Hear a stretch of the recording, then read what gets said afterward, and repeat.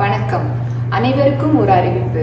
2024ஆம் ஆண்டின் வான் எண் பயிற்சி எண் 47 வருகிற ஜூலை மாதம் 22ஆம் தேதி அன்று மதியம் 1:30 முதல் 2 மணி வரை நடைபெற இருப்பதால் அன்று எச்சரிக்கை ஒலி எழுப்பியவுடன் உங்கள் வாசல் மற்றும் ஜன்னல் கதவுகளை மூட வேண்டும்.